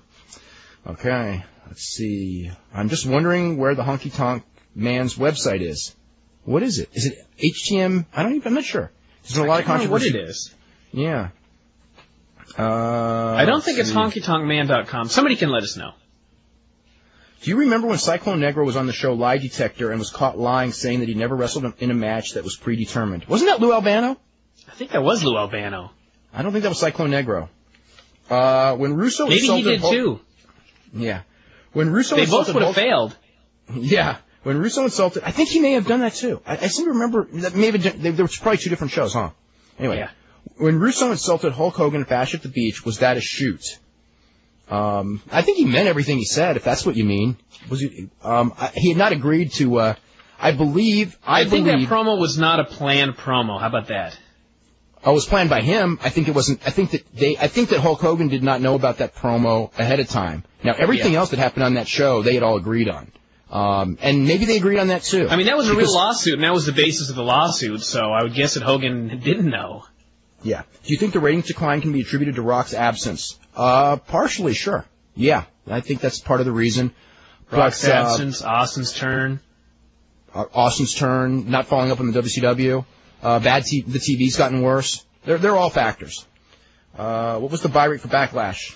Too early. They don't have any information in from In Demand yet. Was the incident on 2020 in the early 80s between David Schultz and John Stossel real? Very much so. It was damn real. Yeah, that was scary real. Whatever happened, whatever became of David Schultz, he was a bounty hunter for years, and I don't know what he's doing now. Donnie Leibel saw him not too long ago at, like, his daughter's wedding, and I think he's driving a truck now. I'm pretty sure that's what he's doing. Let's go to Herb in Houston. Herb, what's happening? Herb. Hey, Charles, what's up? Hey, Dave. Hey, Brian. How you guys doing today? Hey. We're doing good. Very good, very good. First, let me start off by saying both of you guys did excellent jobs on the Johnny Valentine obituaries. They were very well done. I enjoyed both of them very much. Brian, in addition to having a singular wit, he has a real gift for getting a lot of information into a small amount of space. That's just because the computer crunches things good. That's not... I can do that too with the same computer program. No, you know what? I not give Brian... just physically a small amount of space, but with few words. You know what I want to compliment you on, Brian, though, is like on the Valentine thing, what I was impressed with is you did a hell of a job on that, and you never saw him. Like, I mean, I didn't see a lot of Johnny Valentine because it was kind of, it was my childhood, but I did see him and I can visualize what he did and everything. But I mean, you're really going, I mean, you did a good job basically from people's stories. I mean, I know you didn't like grow up watching him, which, you know, I mean, I saw a little Johnny bit, Valentine. but not very much. In fact, I think it was like two matches. I saw he and Wahoo live, and you did excellent. I saw them tear the place down. And well, thanks. Both jobs were very well done. Dave's did crush mine, though, I must say. Crushed mine. Well, Dave gives you that whole journalistic thing, though. It's you know, yours are almost like the Reader's Digest version, but they're excellent, whereas Dave's is the huge editorial. Mm-hmm. But both products are very good. What I wanted to talk about, I guess, briefly was, and I don't know if you guys even want to revisit this or not, but in the past week or so... Montreal? No, That's never okay. Montreal. We can talk about that one forever, because we will. In the past week or so, I was looking at the website, and I was reading a lot of the comments and criticisms of Hunter, and let me start by saying I agree with Brian 100%. But I have also noticed that Hunter, obviously, by some of his mannerisms in the ring, he obviously does study a lot of Ric Flair tape. And especially when he's doing long matches, you can tell he's just watched a bunch of Flair matches. Whenever he has a long match, you see a lot of the Flair stuff in there. And Harley Race, too. That's the other one. Exactly. Well, Flair and Harley, they did a lot of the same things, too, that little knee thing that they both do. They did some of the same stuff. What I'd like to say is this. I don't know if any of those guys listen to the show or not, but if I could ever have a conversation with the guy, I would love to say, don't just look at Flair's matches, but look at his psychology. I think the one thing that Ric Flair was the master of was if he was in a feud or doing a program with a guy that obviously was not his match, Flair could make you believe and suspend your disbelief that any guy, if you get him mad enough, is dangerous to you. It doesn't mean that they're on your level, but they're dangerous. Like Medusa. Like Medusa. Yeah. That was going too far. You know, in a lot of ways, I think wrestles more like Flair than Hunter. It's Kurt Angle. Absolutely, because he's a bumping machine. Kurt Angle, I mean, the babyface will just be absolutely pummeling him. And he'll cut him off, and then almost immediately, it'll be another switch, and the babyface will just be beating on me. It's totally Ric Flair. The one thing about Kurt Angle, though, where I think that he actually... I mean, he'll never be better than Flair in that he'll never have the opportunity to work the long matches. And I don't know that he'll even be as good as Flair on interviews, even though he's great on interviews himself. But the one thing about him is that his offense is much better than Flair's. Yeah. I mean, I would love Kurt Angle. Like, when he makes his comeback, I mean, his moves are so smooth. You know, like the suplexes and every bit of offense he does looks great. Flair's offense was a lot more limited. Mm-hmm. Yeah, he's a naturally gifted guy. Obviously, he's a naturally gifted guy, especially if he was able to wrestle in the Olympics. In analyzing Flair, I noticed, two different things. One thing is with the guys that you're going to actually elevate, like your Steamboats and your Stings, that he can make you believe that those guys were actually his equal or at times his better. But even when Flair had feuds with guys like Ricky Morton or Ron Garvin, there would be enough psychology thrown in there to make you believe that those guys could actually at least get one win off of Flair. And I think that was entertaining. You didn't believe that they were better than him, but you believed that in the situation they could get a win. And I think that's something, if Hunter could just incorporate that into his package, that would make things a lot easier. He wouldn't get as much heat for maybe not doing as many jobs. He could. It's just he's got a different psychology, though, which is protecting his spot. I think one of the reasons Flair always did that was because Flair, even though Flair is at times insecure, I think Flair was secure enough to know that he was such a good interview and such a superior talent that certainly in the 80s, maybe not so much in the 90s when bookers were trying to bury him, but in the 80s, it was one of those things where, I'm really so much better than everyone else in this business that I got a lot to give. And like all I got to do is, I can put this guy over for 40 straight minutes, and if you give me 5 minutes of interviews next Saturday, everyone will, I'll get myself right back over. Yeah. And Flair had that confidence to do it, whereas with Hunter, it's so Hunter's competitive. in a company with Angles and some Benoits and some really good guys. Yeah, and I just sense that, Hunter's more out there to protect his spot, which anyone would do. I think if you put Flair in the position in the WWF now, he may, I think he would still do all the selling and everything, but I think politically behind the scenes he would probably be more manipulative than he had to be. Yeah. In the ring though, he would sell and make guys, because that would be the one thing that he would, tell Vince McMahon and everything. Is like, put me in there with Rikishi, I'll make Rikishi into a main eventer, you know what I mean? Yeah. Like nobody else can, and that would be Flair's calling card on why he would always keep his spot. Yeah. Boy, you make an interesting point. I don't know. To me, when it comes to who should be elevated next, I don't know if you guys agree or not, but it probably should be, the management decision. It should be McMahon's decision, or, McMahon and Ross together. And all of the help should go with the decision. Well, it will. It's just that they just, I think the one that, their chosen one's going to end up being Rikishi or Bradshaw or something. I just get this feeling. Yeah. Yeah, only the big guys, huh? No, I don't know. I don't know where, Angle's cooled off. Benoit. Which is so sad because, every now and then I'll watch that tape again, the Kurt Angle video. That's so awesome. Every time I just watch that, and then I watch some of the stuff that they do with him now, and it's like, this guy is so utterly wasted here. Well, I think the two guys that McMahon has that I think that are diamonds in the rough are Angle and Benoit, because I think even though McMahon, yes, he is the big man and he only really relates to bigger people, I respect him enough and view him as being smart enough to be able to recognize when he has something unique in those two guys, because they're two guys that are not big, but they work big, though. And they look exactly. Good. That really can get an audience behind you. When you have a little guy like that can work big and he looks believable against anybody you put him in the ring against, that's a hell of a gimmick. Well, the thing with Benoit is that Benoit really is only going to get over in the ring, and when they do stuff out of the ring, it hurts him, unfortunately. He's just, but he can get over in the ring because he was getting over in the ring last year, and now that he's doing a lot of stuff out of the ring, it's cooling him off. Angle obviously is a lot more versatile. But Angle, the thing that kills Angle is that he's a geek. And people will never get behind a geek in a main event because a geek doesn't scare you. And you certainly will never get behind a geek and want to make him a babyface. He has got to play. He was great getting over in that role, but he's got to do a totally different role to be a top guy. And I was watching that TV last night, and that old Kurt Angle thing, which was great a year ago, they got to switch gears with him. They did for a couple of weeks, and they dropped it. And ever since they dropped the switching gears, when he stopped putting Rock in the ankle lock and looking like he could, he's the one guy who could beat Rock anytime he wanted, and they went back to the geek mid-card Kurt Angle, he lost a lot of steam. I thought they really had something when every time he would cut the geek interviews, at the end of the interview, when everybody else clears the room, you see him do that sly smile like, I'm working everybody. I thought they were really onto something with that eventually that character was going to, metamorph into something bigger, into this, this great mastermind, and eventually end up with Stephanie or something. That's where it all went downhill from, was that point.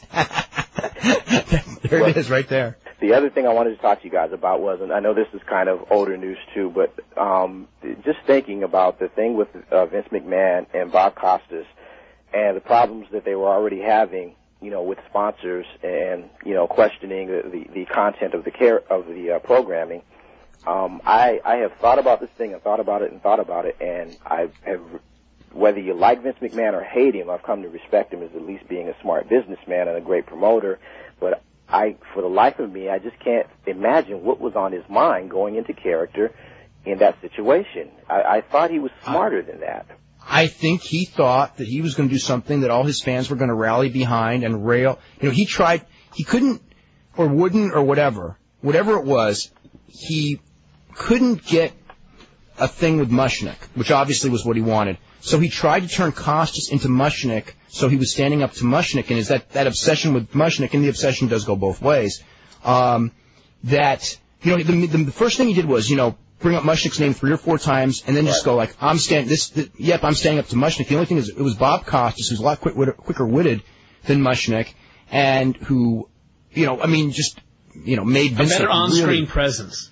Better on-screen presence, and made Vince look so bad when he went into character. And while Vince's hardcore audience loved him for standing up for us wrestling fans, you know, I mean, anyone who would think about it, and then this is where I come in, watching this going like, yeah, you're standing up for us wrestling fans against Bob Costas, who's been a wrestling fan for 30 years. It's like, you know, what are you doing? You know, It's like you're trying to make this guy, like, here, you know, he's one of those wrestling haters, and it's like, I've known Bob Costas forever. He's been a wrestling fan up until, you know, the Gulf War, and he still likes, you know, a lot of aspects of wrestling. He just doesn't like some of those aspects, which, quite frankly, he's got every right not to like. You know what I mean? Yeah, I think that's that was, to me, that was a huge blunder that's going to come back to bite him in the behind. And it already has.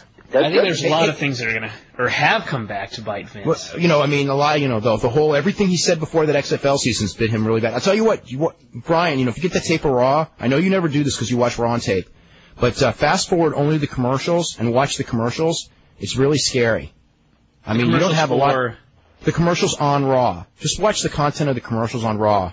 It's not, you're not getting those big companies anymore, and you're getting, God, all those We Want Pop, and those things are so horrible. The commercial content, I mean, ever since they switched from USA, the commercial content of that show has just gone to the toilet. Mm-hmm. Yeah, and you know, just 2 more points. I wonder, did McMahon realize that the reason that people kind of chose his side over Mushnick is because nobody really looked at the facts. They just looked at which guy came off as being more rational. That is the reason. That's the whole thing right there. I think that's what he was thinking then, is that they didn't look at the facts before, so they won't this time. You know, the funny thing is like Brian, I've talked about this before. Mushnick has written some awesome columns on wrestling, and the reaction to his good columns and his bad columns is exactly the same from wrestling fans. It's exactly the same. People don't read the actual column. They don't read what he says. I mean, remember that when Vince was on Howard Stern and Mushnick called in? It wasn't Howard Stern. It was Mike and Mad Dog. Mike and the Mad Dog? Yeah. If that had been anybody else, I can almost say, I was going to say just Bob Costas, but almost anybody else. But let's just say Costas. If that had been Costas calling in with the exact same points, he would have murdered Vince McMahon.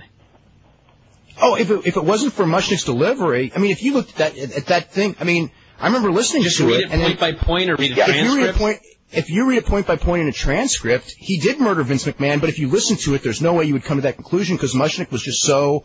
I mean, it was like this guy who'd waited like 10 years to do this, and he just was like, yeah, exactly. He couldn't control himself, and actually he was exactly like Vince on Costas.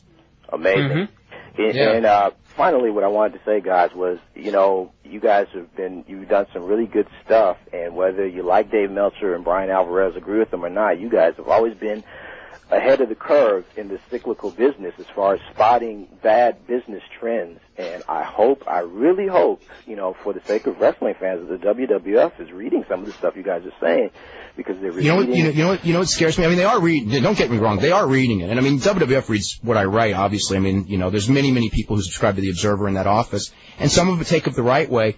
But I sense, you know, and again, maybe this is just from the website and everything, that they're getting in that WCW defensive mode, in which case you react to the criticism by trying to show that the criticism is wrong, and that's when you really get into trouble. That's where and that's what scared me, was when I've read some of the stuff or seen some of the comments, that instead of looking at it and going like, you know, people are crying for new guys in the top, instead of going like, well, we'll show you, you know what I mean? And it's like, when they start that we'll show you stuff, I've seen that with every wrestling company when they get in that thing, and when the ego gets there, and they'll be doomed if they do it that way. If they don't just go and like These are people who are trying to help us, give us advice. These are not people who are getting their jollies from watching the product suffer. Exactly. Mm-hmm. I really hope, for the sake of all the wrestling fans, and even for the sake of the company, that their business acumen will eventually outweigh their ego. Otherwise, man, there's some bad trends out there, and they're falling right into those traps. Lastly, Dave, FMLL over the weekend. I didn't attend. I had some other family matters I had to take care of, but I understand it was a free show, and I understand that there was possibly 10,000 people out there. Really? Yeah, the main event. Who'd you have? You had Santo there, right? Yeah, Santo, Durango, and Chilango against Poison, Vision, and Mysterioso. Carlos is going to call you up with full details of everything. Okay, awesome. Was that in El Monte, or what city was that in? Yeah, I think El Monte. Okay, cool. Okay, guys, thank you very much for your time. Goes, I'm sure you've answered this question, which in fact we have. What was your reaction to what went down at the beginning of the World War III pay-per-view in 1995 when Hogan burned a copy of The Observer? I was laughing in disbelief. I mean, in total disbelief. I was going like, I can't believe it. I laughed a lot more when Brian Pillman called me up after the show and just goes, was that the stupidest thing that they ever did? I mean, if you actually watch watch that beginning segment and then watch that show, it was almost like it was surreal. I mean, I almost felt like I was having this out-of-body experience that, like, this or man a dream. A dream like that would never happen. A dream of something. How could this happen? Yeah. If Chris Jericho's match had the highest rating last night, will Vince be more swayed to push him despite backstage politics? I would say no. Nope, it was Regal that drew that rating. This is actually quite cute. Triple H wasn't on the show last night because he was in the control room messing around with the audience noise levels. That is so funny. Let's see. The person probably sent you those Madison Square Garden results to show that there was actually wrestling at the Garden before Hogan. Let me see if there's anything else in here. Let me say this really quick because we've actually gotten so many emails on this. Kurt Hennig is not gay. Okay, just want to clear that up. Let's see. This is from John, who goes, I'm not optimistic about the future of the wrestling business. It seems like the business is regressing and not evolving. The business gets no mainstream respect because its storylines are booked for simple-minded people. Wrestling can be such a strong art form when it combines the elements of sport, comedy, and drama, but instead we're force-fed, lowbrow, and nonsensical storylines. I watched Raw last night with some non-wrestling fans, and they thought that wrestling was the stupidest thing they'd ever seen on television. Imagine if they actually watched it every week and tried to follow the storylines. The Rikishi turn made no sense whatsoever on every level. It's funny that this is the only entertainment form that I follow, and I'm half the time embarrassed to be a fan. I still have shame in telling people I like wrestling. As long as the storylines continue to insult the intelligence of the fans, this business will have a negative stigma. Somebody wrote something here. Let me see what it is. I was like, someone was going like, are you sure the WWF really won the war? They survived the war. They won, and then they just kind of survived. Anyway, let's go to Greg. Greg, what's going on? Am I on the air? Yes. You're on the air, buddy. All right, I got a question. Isn't it weird that how we're talking about how if you mention Goldberg's name on WWF, like everyone will expect it, right? Well, isn't it funny that when Raw ends, the first thing we see, or at least in my area, we see the Goldberg monster truck. That's kind of weird. I mean, I'm getting. You think Vince is subliminally like booking the monster truck show too? God, think of all the money that those monster truck guys have with these characters that aren't even on TV anymore, like Sting and Goldberg. What's going on with those? I don't know, but Goldberg had a kick-ass monster truck. I remember that.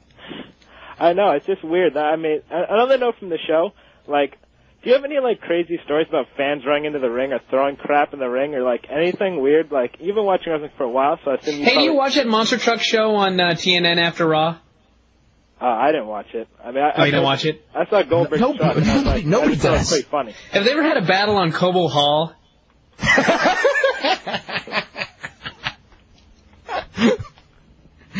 Go ahead. Yeah. So I was wondering, like, after seeing the fan jump in the ring at Raw, I was wondering, like, do you have any, like, funny stories about, like, fans running into the ring or throwing crap at, like, wrestlers or anything like that? I mean, like, you've been watching wrestling for a while. I will tell a very brief story that actually isn't very funny, but many years ago I went to this show with my friend Brent Kremen, and he did not like Sid because Sid stabbed Arn Anderson. And he took actually a good reason compared to most reasons. Well, yes. He took a full bottle of pop and he threw it at Sid and hit him right in the head and got ejected. And about 3 months later, I was talking to my friend Craig, who absolutely did not know Brent Kremen from anybody, and he said, Brian, last time I went to a show, this total freak threw a pop at Sid and hit him right in the head, and he got ejected. And I had to go, that was my friend Brent. So it is a very small Tacoma Dome. But that's my story about jumping the rail. And ever since then, whenever I see someone jump the rail, I think it's Brent Kremen.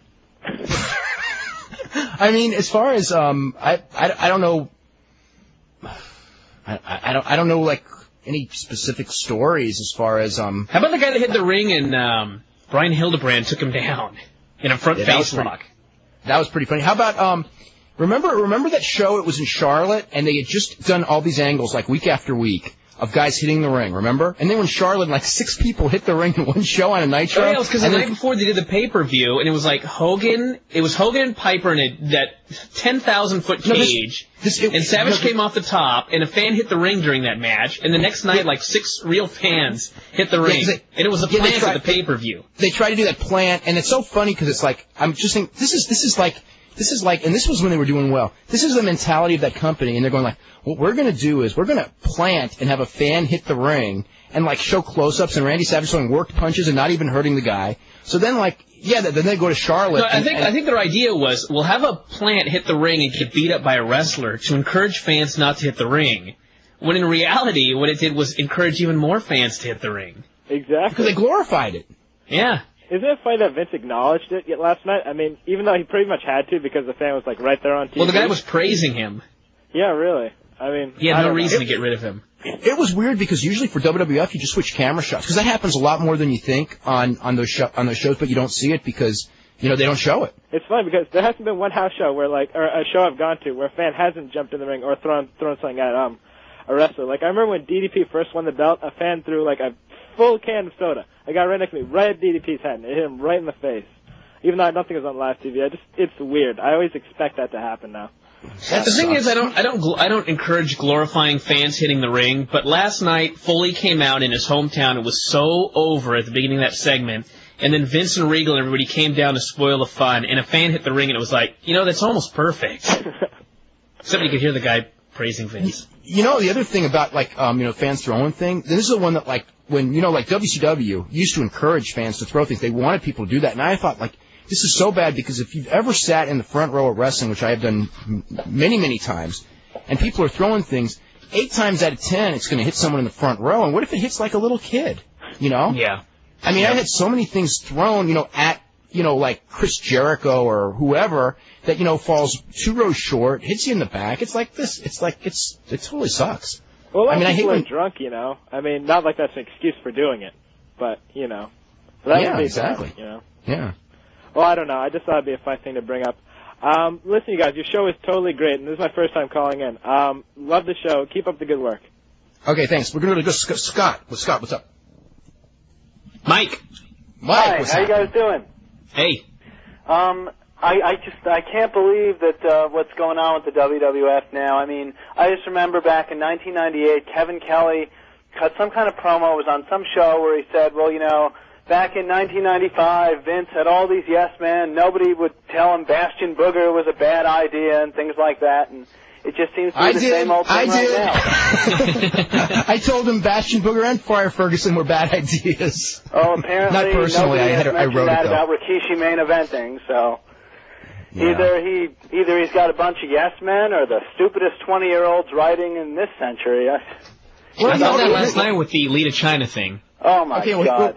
Well, here's the deal, okay, on part of it, okay? When you look at, the head writer, Stephanie, she's been in wrestling her whole life, so she's pretty smart. And Paul Heyman is pretty smart when it comes to wrestling. In fact, really, really smart. But the other guys are television writers that really don't have wrestling savvy, and I mean, are they going to understand that Rikishi, the fat man that's dancing, is probably not as good of a choice to put on TV in that role as, say, a Chris Benoit, who's just this guy in pants that has a really good physique that they really can't figure out how to script. You know what I mean?